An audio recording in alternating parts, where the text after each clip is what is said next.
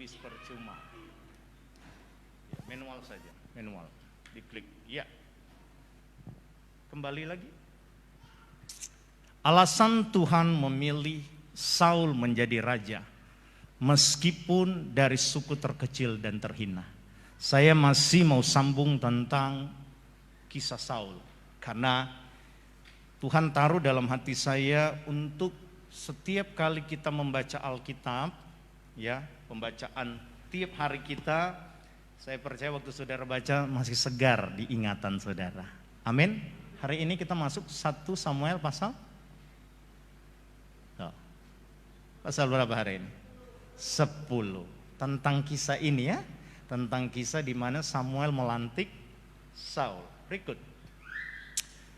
Saul bilang begini dalam 1 Samuel pasal 10 ayat 21. Waktu Samuel bilang kamu akan dilantik, kamu dipilih Tuhan menjadi raja. Saul bilang begini. Enggak mungkin. 2 minggu lalu saya sudah sampaikan.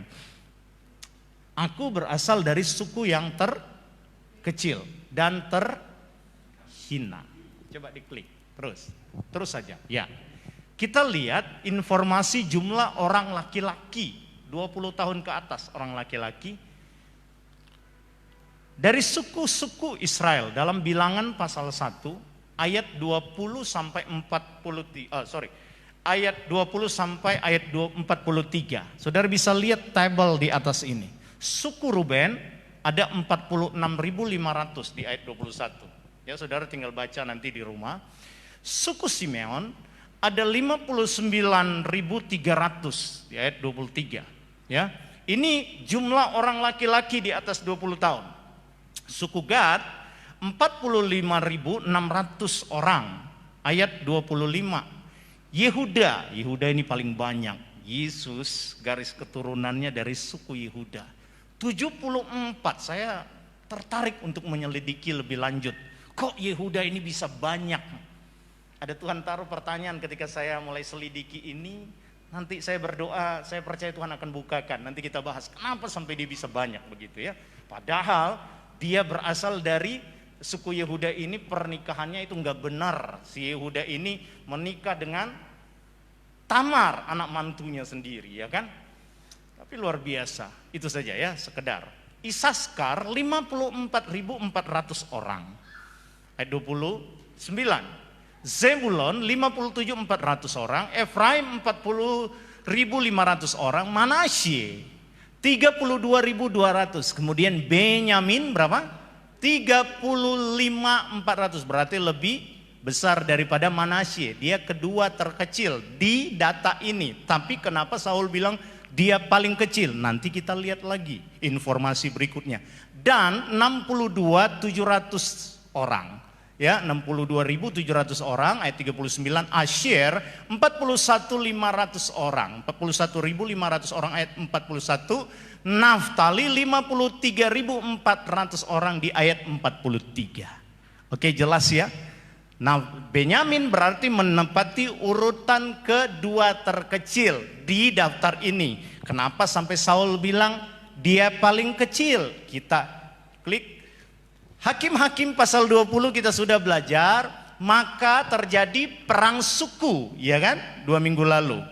Seluruh suku memerangi Benyamin. Ayat 46, maka yang tewas dari suku Benyamin pada hari itu seluruhnya berjumlah 25.000 orang yang bersenjatakan pedang.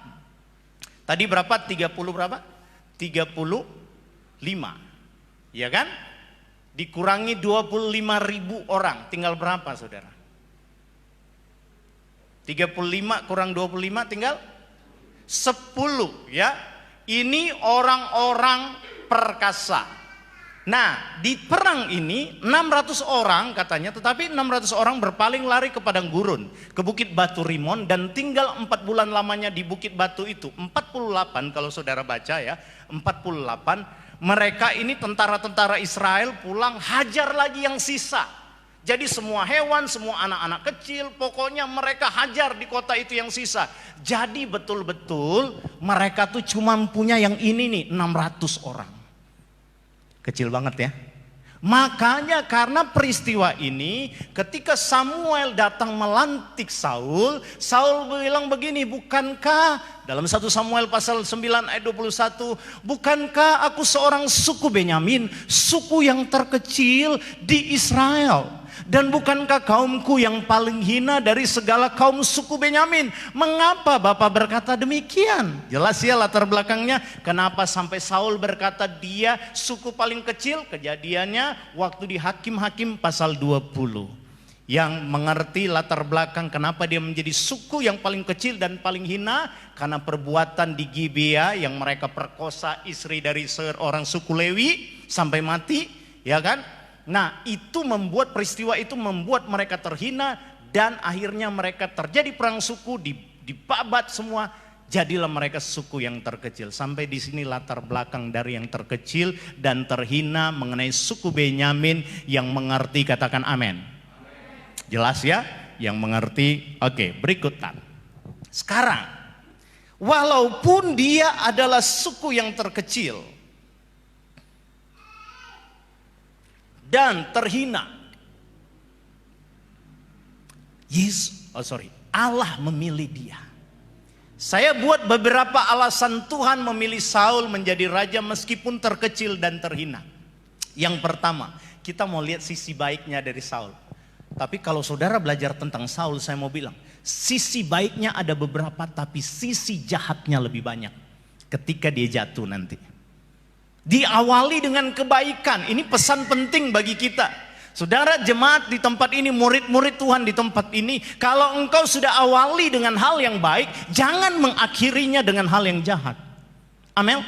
Alkitab bilang ketika kita memulai dengan roh, jangan mengakhirinya dengan daging. Dulu boleh engkau hidup dalam kedagingan, tapi sekarang engkau tinggalkan daging, mulai hidup dengan roh. Dan andalkan roh sampai hari di mana Tuhan akan berkata, anakku udah waktunya engkau kembali ke rumah Bapa. Amin. Di rumah Bapa enak, amin. Siapa yang senang di rumah Bapa? Yuk hari ini yang mau pergi ke rumah Bapa mau enggak? Senang, angkat tangan aja. Tapi ajak yuk hari ini mau langsung ke rumah Bapa. Oh tunggu dulu Pak Gem. Tunggu dulu, anak saya masih kecil. Termasuk Pak Gem, tunggu dulu Tuhan. Masih banyak tugas di Bintan. Amin. Bilang teman kiri kananmu, lu masih banyak tugas di Bintan, bilang. Amin. Haleluya. Yang pertama, ini sisi baiknya dari Saul ya. Kalau Tuhan izinkan saya akan bahas sisi jahatnya nanti minggu-minggu berikutnya. Saul itu bertanggung jawab dalam pekerjaan. Ada bapak-bapak mengeluh sama saya begini, aduh Pak Gem, wah punya anak kalau suruh kerja minta ampun, lebih suka main game, suruh jaga toko aja susah, suruh ambil apa, tunggu dulu. Saul ini tahu nggak? Dia tuh bekerja sama bapaknya. Kasus ini 1 Samuel 9 ayat 3 kita baca yuk sama-sama. 1, 2, ya. Kis, ayah Saul itu kehilangan keledai-keledai betinanya.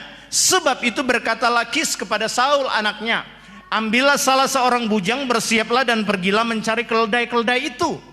Lalu mereka berjalan melalui pegunungan Efraim, juga mereka berjalan melalui tanah Salisa, tetapi tidak menemuinya. Kemudian mereka berjalan melalui tanah Sahalim, tetapi keledai-keledai itu tidak ada. Kemudian mereka berjalan melalui tanah Benyamin, tetapi tidak menemuinya. Saudara tahu, kita sudah belajar tentang pembagian harta warisan milik pusaka setiap suku bangsa Israel. Mereka tuh sudah diatur oleh Yosua dan dilaksanakan oleh Yosua waktu itu. Pembagian harta warisan itu, masing-masing suku tuh punya tanah-tanah yang luas. Dikatakan di sini dia berjalan jangan dulu diklik, tunggu saya. Dia berjalan melalui tanah Benyamin. Berarti tanah Benyamin itu yang milik pusaka mereka raun hanya untuk mencari apa? Keledai. Anda boleh bayangkan tanggung jawabnya Saul. Itu keledai bapaknya hilang, dia bertanggung jawab. Dia itu penuh cinta terhadap pekerjaannya. Dia cari, dia jalan di seluruh wilayah Benyamin. Berikut. Ketika mereka sampai ke tanah Zuf, berkatalah Saul kepada bujangnya, sudah terlalu lama nih katanya. yang bersama-sama dengan dia, mari kita pulang, nanti ayahku tidak lagi memikirkan keledai-keledai itu, tetapi khawatir mengenai kita. Saking lamanya nggak dapat itu keledai, Saul bilang, yuk kita pulang aja, nanti papaku khawatir. Saudara bisa bayangin ini Saul ini luar biasa, dia begitu bertanggung jawab dalam pekerjaan. Sehingga karena tanggung jawab ini, Tuhan melihat sisi baiknya dan dia angkat ini Saul menjadi raja. Saudara, saya mau bilang, kalau engkau mau diangkat oleh Tuhan, belajar bertanggung jawab dalam pekerjaan. Ada beberapa staf pengerja di sini, saya bilang begini, kamar mandi aja yang kecil kamu susah lakukan. Saya bilang, mereka panggil saya om ini dari SD dan dididik tiap hari Minggu cuci kamar mandi, harus bersih. Sapu halaman, Pak Asun sudah pernah sampai di Pancur, itu dari atas sampai ke bawah ya, saya sapu. Belum lagi ruang gerejanya, sapu pel. Disuruh untuk dari ayah saya, ibu saya, kalian harus lakukan pekerjaan dengan bertanggung jawab. Mulai dari hal yang kecil. Kalau Tuhan sementara percayakan engkau kepada usaha yang kecil, belajar bertanggung jawab di situ, saudara. Amin. Karena orang-orang besar tidak dimulai langsung hal yang besar. Orang-orang besar biasanya memulai dari hal-hal yang kecil. Amin. Dan bertanggung jawab atas hal yang kecil. Coba diklik, kita lihat apa kata Tuhan dalam Lukas 16 ayat 10. Kita baca yuk, 1, 2, ya. Barang siapa setia dalam perkara-perkara kecil, ia setia juga dalam perkara-perkara besar. Dan barang siapa tidak benar dalam perkara kecil, ia tidak benar dalam perkara-perkara besar. Halo anak-anak, JFG dengar baik nih pesan Pak Gembala. Dipercayakan hal yang kecil, belajar bertanggung jawab. Jadi ayat 11, jikalau kamu tidak setia dalam hal mamon yang tidak jujur, siapa yang akan mempercayakan kepadamu harta yang sesungguhnya? Ayat 12 sama-sama baca, 1, 2, iya. Dan jikalau kamu tidak setia dalam harta siapa? Dengar, yang bekerja kepada orang, ya, setia setiap aset yang dia berikan kepercayaan kepadamu untuk kelola, jaga baik-baik. Amin. Saya pernah dengar ada cerita orang kaya, dia masuk di hotel. Dia bilang, saya udah bayar ini hotel, jadi airnya saya buka aja. Dia keluar dari kamar pun dia buka terus. Makanan dia sudah beli semua, ya udah dia makan nggak habis ya biarin aja. Nggak bertanggung jawab, tidak setia dalam harta orang lain. Saudara, yang karyawan-karyawan yang bekerja di perusahaan-perusahaan orang, belajar untuk setia menjaga hak milik mereka. Karena Alkitab bilang begini, jikalau kamu tidak setia dalam harta orang lain, siapakah yang akan menyerahkan hartamu sendiri kepadamu? Amin. Saya mau lihat saya dulu di depan. Berapa banyak saudara kepengen sekali diberkati, diangkat oleh Tuhan dalam semua segi. Pekerjaan, studi, keluarga, yang pengen diangkat, diberkati oleh Tuhan, angkat tangan. Amin. Tuhan bilang apa? Kamu harus setia dari hal yang kecil. Harta orang lain harus dijaga. Tanggung jawab, saudara. Tanggung jawab. Ada orang kan begini, bos hebat kok, bos kaya, udahlah. Pokoknya main sikat aja, rusak-rusak lantar diganti. Ingat hal yang kecil. Ketika engkau belajar, ketika engkau bertanggung jawab dari hal yang kecil, Tuhan akan mengangkat engkau dari hal-hal yang besar. Katakan amin. Coba bilang kiri kananmu, kamu harus bertanggung jawab dulu dari hal yang kecil. Amin. Puji Tuhan. Haleluya. Amin, Luki. Jangan lihat ke bawah terus, Luki. Lihat ke atas. Lihat ke bawah, entar nabrak. Lihat ke depan. Haleluya. Ya. Saya sayang sama anak-anak remaja, jadi saya harus sampaikan. Berikut Tatan. Yang kedua, ini beberapa alasan Tuhan memilih Saul walaupun dia berasal dari suku terkecil dan terhina. Saul itu menghormati dan memperhatikan kebutuhan hamba Tuhan. Saul itu sekali lagi menghormati dan memperhatikan kebutuhan hamba Tuhan. 1 Samuel 9 ayat 7 sampai ayat 8 kita baca sama-sama, perhatikan, saya baca, saudara juga bisa bersuara. 1, 2, ya. Jawab Saul kepada bujangnya itu, tetapi kalau kita pergi, apakah yang kita bawa kepada orang itu? Kepada Nabi Samuel maksudnya. Sebab roti di kantong kita telah habis, dan tidak ada pemberian untuk dibawa kepada abdi Allah itu. Apakah yang ada pada kita? Jawab bujang itu pula kepada Saul, masih ada padaku 1/4 sikal perak, itu dapat aku berikan kepada abdi Allah itu. Maka ia akan memberitahukan kepada kita tentang perjalanan kita. Haleluya. Jadi waktu mereka cari-cari ini keledai nggak dapat, Saul bilang udahlah kita pulang aja. Tadi kan kita baca ayatnya, kita pulang, ntar papa ayah saya mengkhawatirkan tentang kita lagi. Bujangnya kulinya bilang apa? Jangan, di situ di kota itu ada seorang nabi, kita ke dia supaya dia akan memberitahukan di mana keledainya, apa yang harus kita lakukan. Iya kan? Waktu dia sampaikan seperti itu, Alkitab jelas bilang, Saul bilang begini, kita kalau pergi mau berikan apa kepadanya? Karena memang pada dasarnya peraturan-peraturan di zaman perjanjian lama, saudara, selalu orang-orang datang kepada pelihat-pelihat membawakan sesuatu. Datang kepada Nabi selalu memberikan sesuatu. Masih ingat Naaman? Dia kena kusta, ya kan? Dia waktu dia sembuh, dia mau datang untuk memberikan persembahan kepada Nabi, tapi waktu itu Nabi nggak mau terima, ya kan? Ya kan? Tapi intinya setiap kali dalam Alkitab ada beberapa hal terjadi, orang-orang yang datang menjumpai seorang abdi selalu membawakan persembahan. Dan Saul dia tidak mau pergi dengan tangan kosong, dia mau pergi dengan memberikan sesuatu.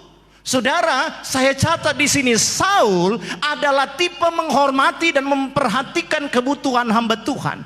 Pemberian, saudara, itu merupakan penghormatan, salah satu penghormatan, saudara, kepada hamba Tuhan. Tapi hari ini gereja masa kini, ada orang ketika disampaikan tentang pemberian kabur dari gereja. Dan di sini pernah saya ngalamin. Waktu saya umumkan kita akan mulai pelan-pelan tentang pembangunan, kabur. Bikin status, apa gunanya pembangunan, bukan mengenai rohani. Cari gereja yang tidak ada perlu uangnya. Saya mau tanya, gereja mana yang tidak ada uangnya, tidak memerlukan uang? Saya belak-belakan, saudara. Saya mau tanya, listrik perlu uang? Air perlu uang? Pulsa perlu uang? Live streaming perlu data? Perlu. Amin. Motor perlu bensin? Bensin dibeli pakai daun? Tidak pakai uang. Pertanyaan saya, gereja mana yang tidak pakai uang? Semua gereja perlu uang. Amin. Dia bilang dia mau cari gereja yang nggak perlu uang. Semua gereja perlu uang, tapi sistemnya aja yang beda. Amin. Saya mau sampaikan kepada jemaat, kalau ada murid Tuhan atau gereja Tuhan, jemaat yang mulai memperhatikan, mengusik soal keuangan gereja, jemaat itu biasanya cenderung akan mengatur, dan ketika dia kecewa dia akan keluar. Waktu dia keluar ke gereja lain, dia juga akan mengatur soal keuangan. Pernah ada di tempat ini orang itu keluar dari gereja yang lain karena masalah keuangan. Datang di sini bentrok juga dengan keuangan, keluar lagi sampai dia bilang mau cari gereja yang tidak ada pakai keuangan, yang nggak pakai uang. Makanya saya bilang, gereja mana yang tidak pakai uang? Amin. Kemudian ada orang yang berpikir begini, kita nggak perlu lagi memberikan persembahan kepada hamba Tuhan. Hamba Tuhan hidupnya sudah enak. Hamba Tuhan itu gunakan keuangan itu nggak benar. Saya mau tanya sama saudara, saudara masih ingat tentang cerita anak-anaknya Imam Eli? Kita udah baca belum 1 Samuel? Ya, Samuel kan waktu masih kecilnya tinggal di Imam Eli kan? Ya kan? Dan Tuhan bicara apa tetap terhadap Samuel Tuhan bicara apa kepada Samuel terhadap Imam Eli punya anak? Aku akan memusnahkan semua anak-anak Imam Eli. Semua keluarga Imam Eli. Imam itu pelayan Tuhan. Nah, yang saya mau garis bawahi, apa kesalahan-kesalahan anak-anak Eli? Hofni dan Pinehas namanya. Kesalahannya salah satunya ketika bangsa Israel memberikan persembahan, mereka sikat itu. Artinya mereka tidak gunakan untuk pelayanan. Apa yang terjadi? Tuhan hukum Hofni dan Pinehas. Kemudian Tuhan hukum juga Eli. Karena Eli tahu itu kelemahan kekurangan anaknya, dia tidak tegur. Alkitab pakai bahasa seperti itu. Apa pengertiannya? Saya mau bilang, saudara, kalau itu hamba Tuhan, dia salah gunakan milik Tuhan, dia salah gunakan persembahan saudara. Sorry ya, saya mau bilang, urusannya sama yang di atas langsung. Selalu saya bilang di tempat ini, kalau hamba Tuhan, gembala saudara, ibu gembala saudara, pastori diberkati, itu karena ada gereja jemaatnya diberkati. Amin.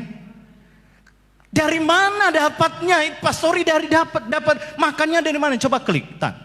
Kita lihat 1 Timotius pasal 5 ayat 17 sampai 18. Jelas sekali. Kita baca ya. Saya suka dengan terjemahan bahasa Indonesia mudah dimengerti, BIMK ini. Terjemahannya begini, beda dengan terjemahan baru. Dia bilang begini, pemimpin jemaat, kami hamba-hamba Tuhan yang melakukan tugasnya dengan baik. Anda tidur kadangkala staf bangun berdoa untuk engkau. Anda tidur tadi malam, saya satu malam berdoa untuk engkau. Berdoa, Tuhan, saya sementara mempersiapkan firman ini, urapi, pakai. Saudara bisa bayangin, kami mempersiapkan khotbah, nggak tidur berdoa, tapi saudara dengarkan khotbah. Marah loh Tuhan. Abaikan firman. Yang lain dengarkan khotbah, keluar, dikit-dikit keluar, lirik sana lirik sini. Hormati saudara. Saul tipe hormat kepada hamba Tuhan.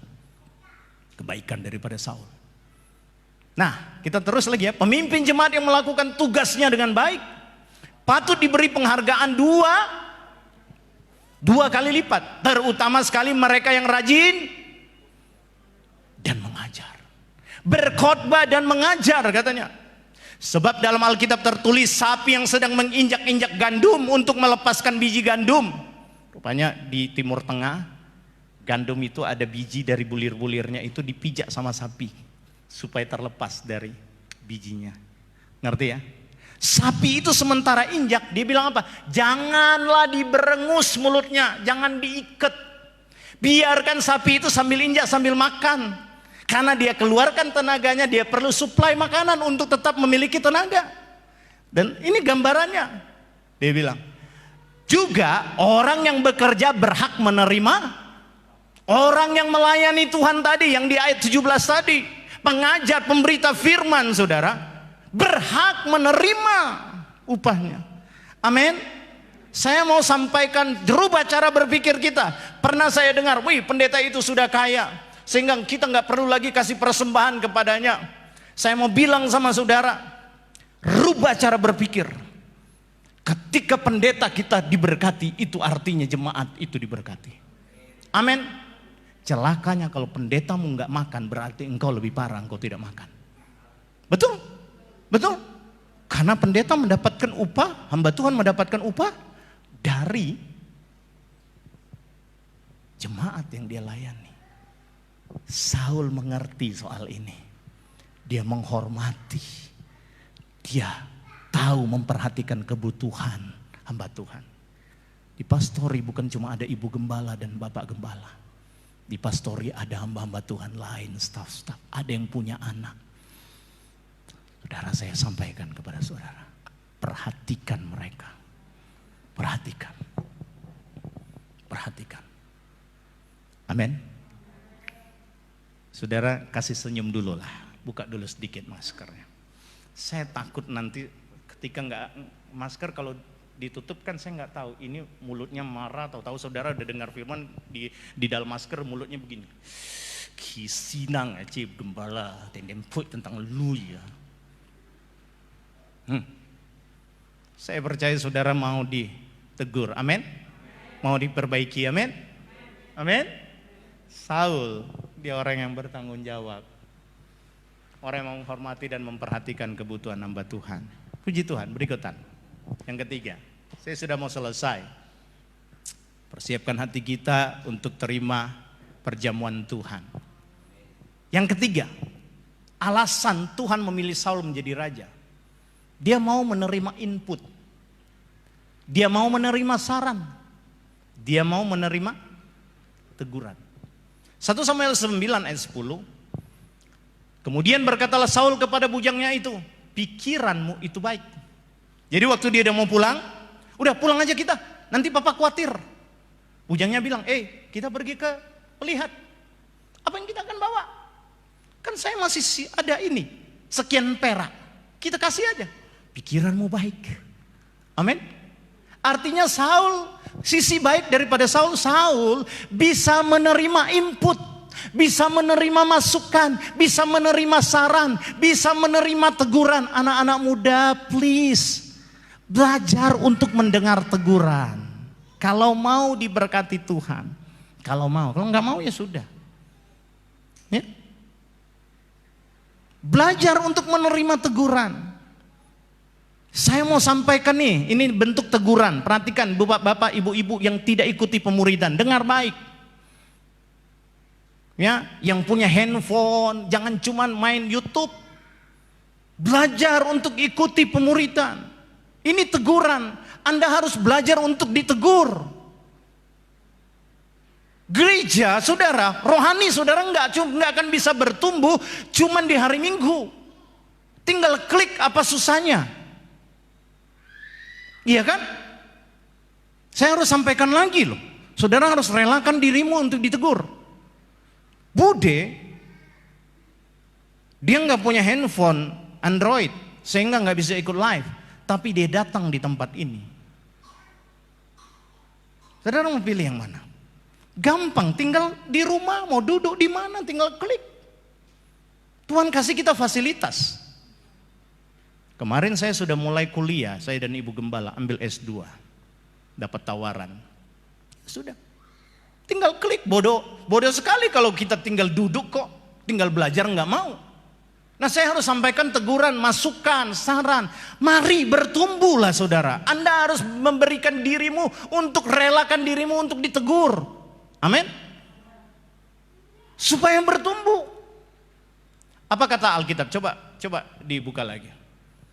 Amsal 15 ayat 31. Yuk kita baca sampai ayat 32 sama-sama yuk. Bersuara 1, 2 ya. Orang yang mengarahkan telinga kepada teguran yang membawa kepada kehidupan akan tinggal di tengah-tengah orang bijak. Siapa mengabaikan didikan membuang dirinya sendiri. Tetapi siapa mendengarkan teguran memperoleh akal budi. Dengan lain kata hikmat, pengetahuan, kepintaran. JFG angkat tangan. Semua JFG, Anda mau hikmat? Mau hikmat? Jangan cuma berteriak-teriak di luar. Di sini harus berteriak juga. Mau hikmat? Alkitab bilang apa? Harus mau ditegur. Amin? Mau ditegur. 32. Siapa mengabaikan didikan membuang dirinya sendiri, tetapi siapa mendengarkan teguran memperoleh akal budi. Amin. Bukan cuma JFG, semua kita, ibu-ibu, kalau ditegur dengar sama suami. Baliknya suami, kalau ditegur dengar juga kalau hal itu positif. Amin. Bu, perhatikan saya, ibu-ibu semua, ibu-ibu lihat nih. Yang punya suami ini, ibu-ibu yang ada suaminya. Saya mau beritahu, suami itu kalau ditegur kelihatannya cuek. Kamu yang penting saudara tegur baik-baik. Kamu tuh begini-begini. Jangan saudara bentak, kamu itu begini. Itu nggak masuk. Saudara harus masuknya pelan-pelan, lembut. Kelihatan dia cuek, tapi di pikirannya main, di hatinya berbunga-bunga plastik.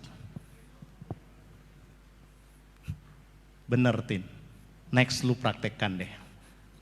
Betul, kelihatan cuek, tapi dia mikir, iya ya. Tanpa dia ngomong, dia bikin saran saudara. Pernah punya pengalaman seperti itu ibu-ibu? Yang nggak mau ngomong nih malu-malu kucing. Ibu-ibu yang tahu kan waktu dia melakukan saran ibu-ibu yang tahu. Betul? Selalu ya. Ya sudah, diam saja, biarkan saja. Haleluya. Saya mau beritahu kepada ibu-ibu, kadangkala bapak-bapak begitu. Kadangkala dia waktu engkau sampaikan saran dia agak bantah. Enggak. Tapi dia mulai pikir. Tapi ada ibu-ibu juga yang disampaikan saran, dia nangis. Tapi dalam nangis dia sebenarnya dia sedang mengelabui. Iya ya gue salah, gue cuma pengen dikasihani aja dari kesalahan gue. Saya kasih tipnya dikit. Itu biasanya dia pakai menangis itu. Orang bilang supaya minta ngan apa kasih sayang, orang Manado bilang. Supaya engkau berbelas kasih. Kadangkala memang reaksinya wanita seperti itu. Makanya wanita itu unik. Coba suami-suami lirik dulu istrinya bilang, lu tuh unik tau. Ada yang di sini pakai masker begini matanya, lu tuh unik. Kan ketutup, ketutup kan jadi nggak kelihatan giginya. Tapi saya tahu dari raut muanya, lu tuh unik. Ada istri-istri waktu dibilang lu tuh unik dia jawab begini, nggak kelihatan kan di maskernya, ayo ngaku. Dari mana Pak Gem lihat? Dari matanya. Sambil bercanda saudara. Haleluya. Terima saran. Belajar terima teguran, amin. Belajar terima saudara. Belajar terima. Ini orang ini, Saul ini dia berani untuk menerima input. Padahal yang kasih saran siapa? Dia punya kuli. Kulinya. Kadang bos sama kuli kasih tahu. Kalau dia bos sombong dia bilang apa lah kuli, kanang ciak kuli kangai sombong wasepak lah. Belajar untuk terima masukan. Amin. Yang keempat, yang terakhir. Ini ayat yang sering kita baca dalam 2 minggu terakhir. Alasan Tuhan memilih Saul karena Saul ini rendah diri. Bedakan rendah hati dengan rendah diri ya. Rendah diri itu nggak bagus sebenarnya. Tapi saya mau sampaikan nanti ya, ada catatan di bawah saya. Rendah diri agar bersandar kepada Tuhan. Saya pakai kalimat-kalimat ini. 1 Samuel 9 ayat 21. Yuk kita baca lagi ayat ini. 1, 2, ya. Tetapi jawab Saul, bukankah aku seorang suku Benyamin, suku yang terkecil di Israel, dan bukankah kaumku yang paling hina dari segala kaum suku Benyamin? Mengapa Bapak berkata demikian kepadaku? Artinya Saul waktu dibilang oleh Samuel, kamu dipilih jadi raja, dia langsung rendah diri. Om, Papa, aku kan suku paling hina karena persoalan di Gibea. Jumlah sukuku kan paling kecil, nggak mungkin aku jadi raja. Nggak pede dia, rendah diri. Saya catat begini, seringkali Tuhan luaskan perasaan ini dalam kita agar kita bersandar dan berharap total kepada Tuhan. Amin. Kadang-kala Tuhan izinkan loh perasaan rendah diri. Untuk apa? Untuk kita berharap kepada Tuhan. Orang sombong dia nggak bisa rendah diri. Orang sombong dia nggak akan pernah berharap kepada Tuhan. Karena orang sombong bagi dia semuanya dia dapatkan dari kekuatan dia. Orang sombong dia akan beranggapan semuanya dia dapat dari pikirannya dia. Tapi orang yang rendah diri, dia akan bilang, aku nggak sanggup Tuhan. Waktu dia bilang nggak sanggup, dia akan andalkan Tuhan. Dan waktu dia andalkan Tuhan, biasanya orang-orang seperti ini akan Tuhan angkat. Klik tan. Amsal 3 ayat 5. Yuk baca. 1, 2, ya. Percayalah kepada Tuhan dengan segenap hatimu, dan janganlah bersandar kepada pengertianmu sendiri. Akuilah dia dalam segala lakumu, maka ia akan meluruskan jalanmu. Saul punya pemikiran, Saul punya pengertian, aku suku terkecil, aku suku terhina. Jalan pikiran Saul seperti itu. Tetapi ketika Samuel pilih, Samuel bilang Tuhan pilih engkau. Dan waktu kita dengar khotbah yang 2 minggu lalu, dia dikuasai oleh roh, dia menjadi manusia lain. Sejak saat itu dia mulai mengandalkan, bersandar kepada Tuhan. Amin.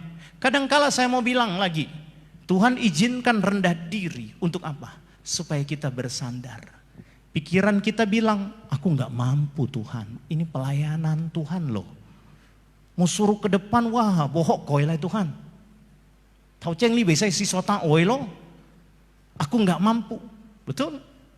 Wah aku mau jadi orang Kristen yang bertobat. Nggak mampu Tuhan. Betul. Dengan pengertianmu engkau nggak mampu. Tapi waktu engkau bersandar dengan Tuhan, engkau akan mampu. Amin. Wow, sudah mau hampir 1 jam. Berikutan. Saya kasih contoh ya. 2 tokoh dalam Alkitab yang ketika Tuhan panggil rasa rendah diri. Yang pertama Musa. Keluaran 3 ayat 11. Tetapi Musa berkata kepada Allah, siapakah aku ini? Maka aku yang akan menghadap Firaun dan membawa orang Israel keluar dari Mesir. Peristiwa ini saudara lihat di gambar ini tentang di mana ini semak belukar ini ada api terbakar dan Musa sementara menggembalakan kambing domba di situ. Lalu Tuhan berbicara, aku mengutus engkau untuk pergi kepada Firaun untuk membawa orang Israel keluar dari Mesir. Musa jawab, siapa aku Tuhan? Terjadi dialog tawar-menawar. Tuhan bilang, aku akan menjaga engkau, aku akan menolong engkau, aku akan menyertai engkau. Sampai Keluaran pasal 4 ayat 10. Tuhan sampaikan lagi. Lalu Musa menjawab, lalu kata Musa kepada Tuhan, Tuhan, aku ini tidak pandai bicara. Dahulu pun tidak ada, sejak engkau berfirman kepada hambamu pun tidak, sebab aku berat mulut dan berat lidah. Terjemahan bahasa Indonesia mudah dimengerti, lambat untuk bicara, tidak lancar, tersendat-sendat. Orang lain bilang gagap, Ajis gagap. Saya kalau bilang gagap Pak Tim ketawa. Belum ada Yesus saja dipulihkan, apalagi ada Yesus. Amin. Musa ini begitu, engkau akan pergi. Hampir gagap juga saya. Tuhan bilang engkau akan pergi menghadap Firaun. Saudara bisa bayangin Musa berpikir begini, dia punya pemikiran, Tuhan mau hadap Firaun, nanti aku menghadap Firaun, aku bilang Firaun sampai begini-begini.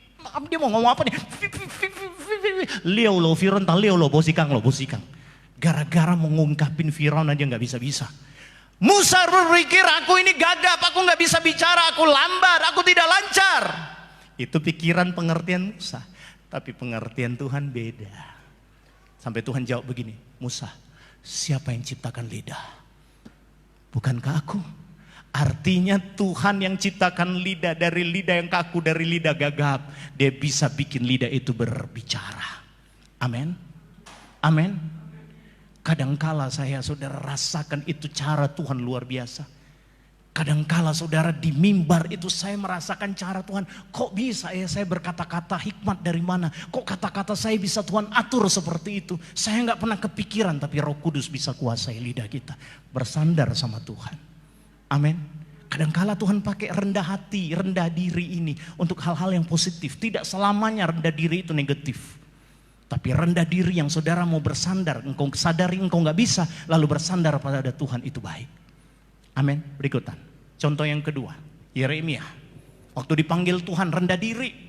Yeremia 1 ayat 5 mulai, sebelum aku membentuk engkau dalam rahim ibumu, aku telah mengenal engkau, dan sebelum engkau keluar dari kandungan, aku telah menguduskan engkau, aku telah menetapkan engkau menjadi nabi bagi bangsa-bangsa. Maka aku menjawab, Yeremia jawab sama Tuhan. Tuhan bilang, aku telah membentuk engkau, memilih engkau dari kandungan. Tuhan Allah, sesungguhnya aku tidak pandai. Ngomong lagi, nggak tahu bicara. Sebab aku ini masih muda. 2 hal, nggak tahu bicara dan masih muda. Tetapi Tuhan berfirman kepadaku, janganlah katakan aku masih muda, tetapi kepada siapapun engkau kuutus haruslah engkau pergi, dan apapun yang kuperintahkan kepadamu haruslah kau sampaikan. Berikut. Janganlah takut kepada mereka, sebab aku menyertai engkau untuk melepaskan engkau. Demikianlah firman Tuhan. Lalu Tuhan mengulurkan tangannya dan menjamah mulutnya. Ini yang saya sebut rendah diri, lalu bersandar sama Tuhan. Tuhan akan menjamah kelemahanmu. Amin.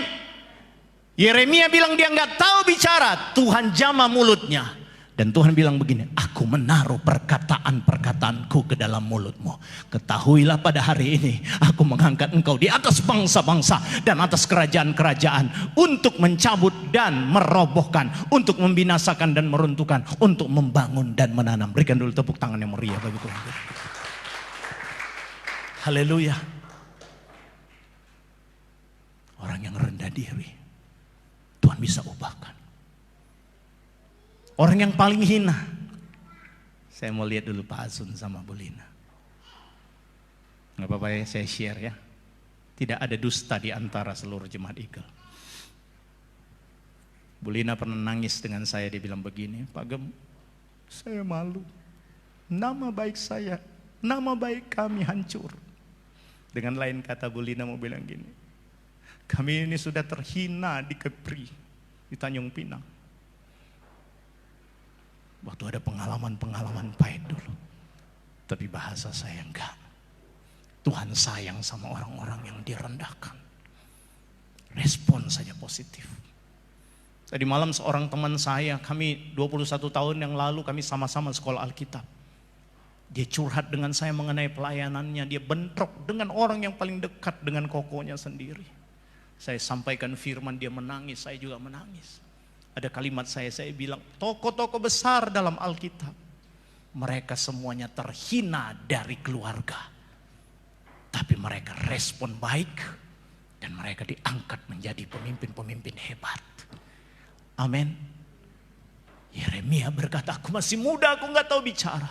Tapi Tuhan jamah mulutnya, dia akhirnya menjadi pembicara yang handal. Haleluya. Haleluya. Puji Tuhan. Saya mau saudara baca ayat-ayat ini.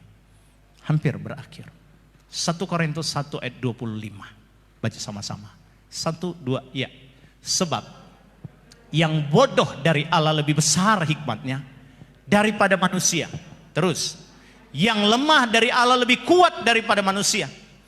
Ingat saja saudara-saudara bagaimana keadaan kamu. Ketika kamu dipanggil menurut ukuran manusia, tidak banyak orang yang bijak. Paulus kasih gambaran, ingat waktu kamu dipanggil, dipilih untuk menjadi pelayan, untuk percaya kepada Tuhan Yesus. Banyak orang anggap, itu orang gak ada apa-apanya, bodoh. Menurut ukuran manusia, tidak banyak orang yang bijak, tidak banyak orang yang berpengaruh, tidak banyak orang yang terpandang. Ayat 27, sama-sama baca yuk.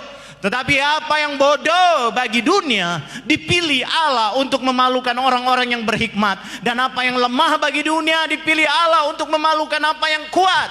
Dan apa yang tidak terpandang, haleluya, dan yang hina bagi dunia dipilih Allah. Bahkan apa yang tidak berarti dipilih Allah untuk meniadakan apa yang, saudara, waktu engkau berkata, Tuhan, aku ini gak ada apa-apanya. Semua keluargaku menganggap enteng aku. Semua orang menganggap enteng aku. Satu kali saya ngobrol dengan satu bapak di depan sana. Pak pendeta, dari kelima adik beradik saya semuanya kuliah, saya cuman tamat SMA, saya nggak terpelajar Pak. Jawaban saya, biasanya orang-orang yang tak terpelajar merespon baik. Orang-orang itu yang akan diangkat. Pasti ekonomi bapak lebih dari sarjana-sarjana itu. Dia senyum, iya. Betul. Apa yang bodoh kadangkala itu yang diangkat oleh Tuhan. Maksudnya supaya apa? 29. Ini maksudnya. Baca sama-sama. 1, 2 ya. Supaya jangan ada seorang manusia pun yang memegahkan diri di hadapan Allah. Makanya saya bilang tadi, orang sombong tidak bersandar, tidak bisa bersandar kepada Tuhan. Orang yang menganggap dirinya pintar, biasanya dia tidak bisa bersandar dan berharap kepada Tuhan. Tapi justru orang-orang yang Tuhan pilih adalah orang-orang yang terhina, yang dianggap tidak berhikmat dan meresponi dengan baik. Orang ini diangkat. Supaya apa? Waktu dia diangkat, dia ingat, supaya aku tidak megahkan diri di hadapan Allah. Aku sadar kalau aku diberkati karena Tuhan. Amin. Pak Asun, kalau engkau diangkat oleh Tuhan hari ini karena Tuhan, jangan lupa itu. Pak Tim, kalau engkau diangkat Tuhan hari ini, jangan lupa karena Tuhan. Pak Jul, kalau engkau diangkat hari ini karena Tuhan. Semua Pak Bungi, kalau keluargamu diangkat, itu semua karena Tuhan, bukan karena engkau. Pak Amai, Bu Xiuqing, kalau engkau diberkati karena Tuhan. Amin. Amin. Anak-anak muda, kalau engkau masih bisa belajar daring, engkau masih bisa punya kuota karena Tuhan. Malam sore saya lagi potong-potong nangka di situ. Tiba-tiba ada orang datang bawa motor. Pak, memelas saya. Berhenti di depan sana. Pak, kami kehabisan bensin. Bisa enggak Pak, saya pinjam uang 23.000. Saya langsung ingat ada satu ayat. Tuhan bilang, ketika aku kelaparan kamu enggak beri aku makan. Ketika aku telanjang kamu tidak memberikan aku pakaian. Murid tanya, kapan Tuhan engkau telanjang, kapan engkau enggak punya makanan? Yesus bilang apa? Barang siapa melayani orang yang paling hina ini, dia sudah melayani aku. Saya ingat ayat itu, saya masuk ke kamar, saya bilang, Ma, pinjam uang, kasih. Pikiran saya, lu mau tipu, yang penting saya sudah tulus. Amin, cuma 23.000 kok. Artinya begini, ada orang di luar sana guys, dengar baik-baik. Halo vlog, welcome to my guys. Dengar. Ada orang di luar sana mau beli bensin aja susah hari ini. Tapi kalau engkau masih ada karena Tuhan. Amin. Tuhan masih pelihara kita, masih makan. Bersyukur karena Tuhan baik. Amin. Ada orang-orang yang masa pandemi ini saudara kehilangan pekerjaan, gak tahu mau bikin apa.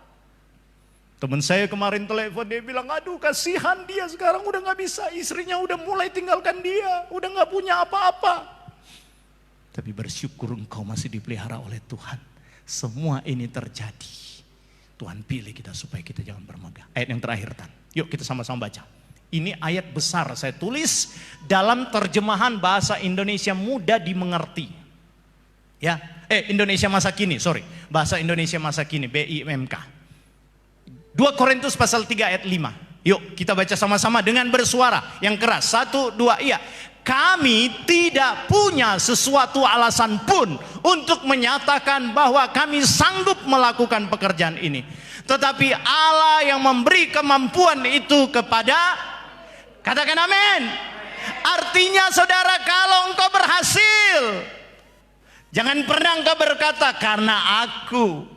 Paulus ajarkan, kami tidak punya kemampuan untuk berkata pekerjaan ini atas kemampuan kami. Tetapi Allah yang memberikan kami kemampuan.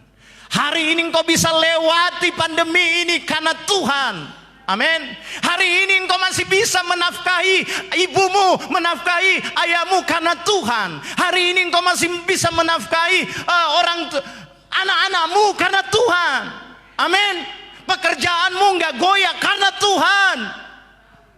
Jangan sombong di hadapan Tuhan. Jadi orang yang rendah hati, saudara. Amin. Biarin orang mau ngomong apa. Ingat Saul 2 minggu lalu, teken pongojo. Amin.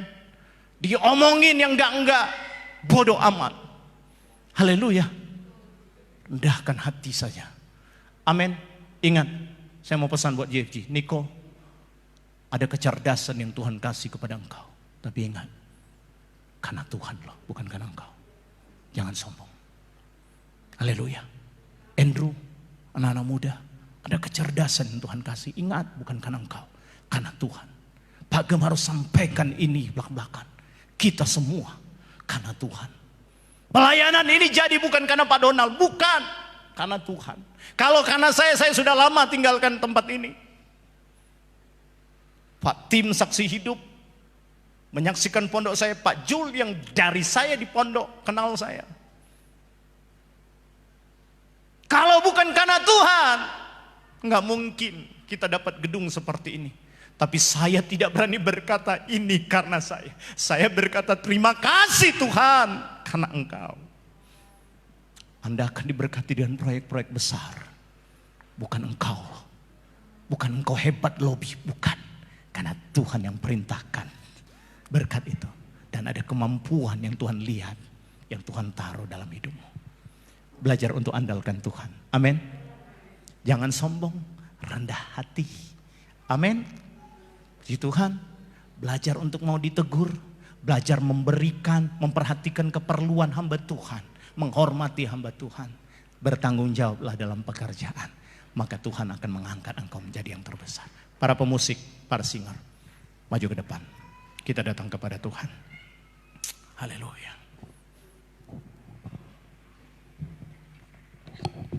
Sebelum kita akan mengikuti perjamuan Tuhan, saya rindu kita menyembah Tuhan. Beberapa saat ini saya minta waktunya. Lain, jemaat Tuhan, anak-anak, konsentrasi di hadapan Tuhan.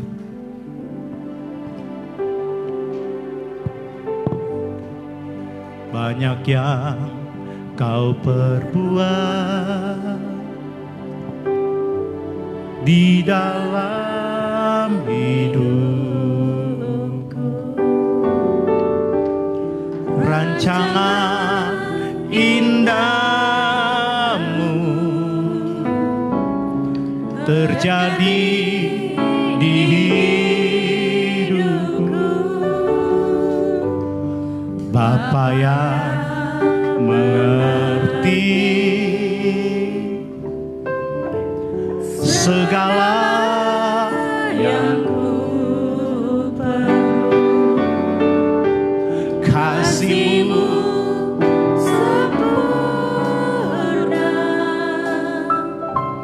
nyata dalam hidupku. Angkat tanganmu. Ku bersyukur Bapa, ku bersyukur Tuhan. Mari hormati Tuhan, bersyukur padanya. Kasih setia-Mu di dalam hidupku, ku bersyukur.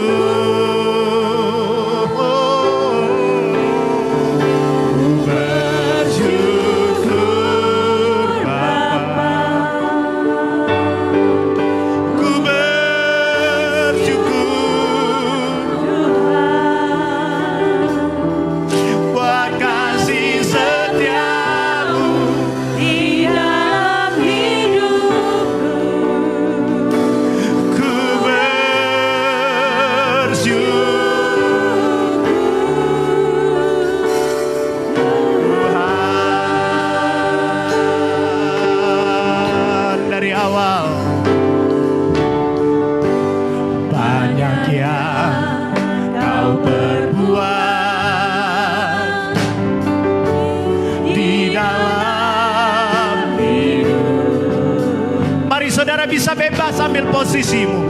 Engkau mau berdiri kah? Engkau mau berlutut? Bersyukurlah pada Tuhan.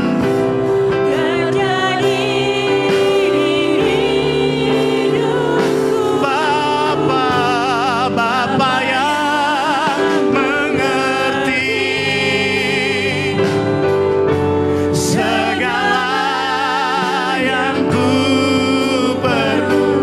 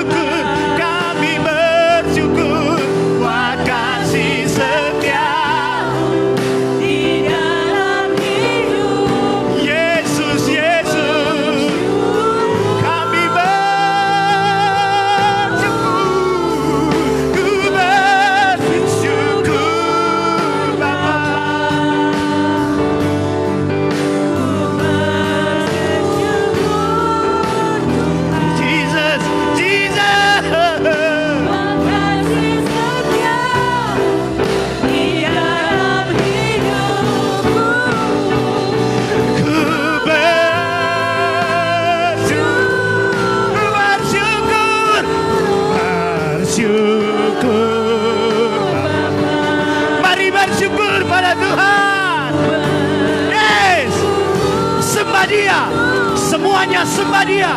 Anak-anak GFG serius sama Tuhan. Mari sembah Dia, hadirat Tuhan ada di tempat ini.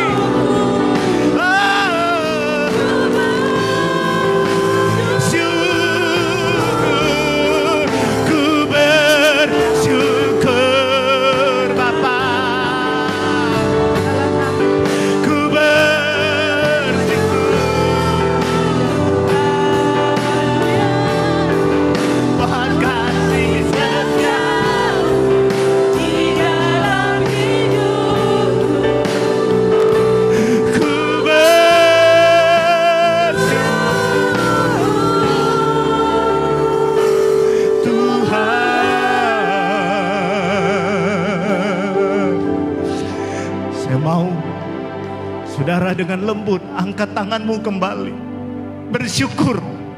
Ada orang-orang di masa pandemi ini nggak lihat siapapun. Kemarin ada satu hamba Tuhan, pendeta yang besar, baru meninggal kena COVID. Istrinya sedang ada di rumah sakit. Saya tidak katakan bahwa kematian lewat pandemik adalah satu keburukan, tidak. Memang Tuhan sudah izinkan dia harus mati lewat COVID. Tapi saya mau beritahu, kalau engkau masih sehat, engkau bisa melihat anak-anak, engkau masih bisa bekerja hari ini, karena Tuhan. Angkat tanganmu kembali, dengan lembut jemaat saja katakan, ku bersyukur.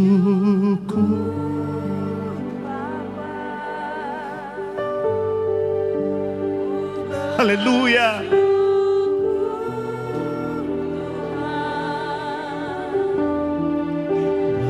Kasih setia Yesus. Kalau engkau ingin menangis, menangislah sama Tuhan. Bilang terima kasih Tuhan, aku ada karena Engkau.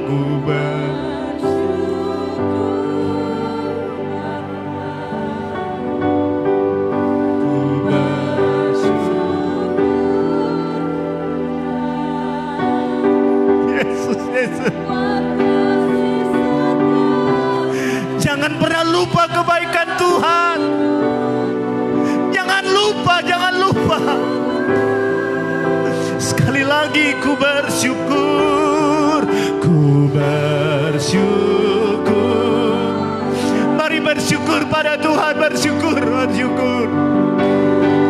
Tuhan, lihat umat-umat-Mu yang sementara berlutut di hadapan-Mu siang ini. Kami merendahkan hati kami karena kebaikan-Mu, karena kami sadar semua karena anugerah Tuhan. Sekali lagi, sama-sama bersyukur Bapa. Mari kita sama-sama bangkit berdiri di hadapan Tuhan.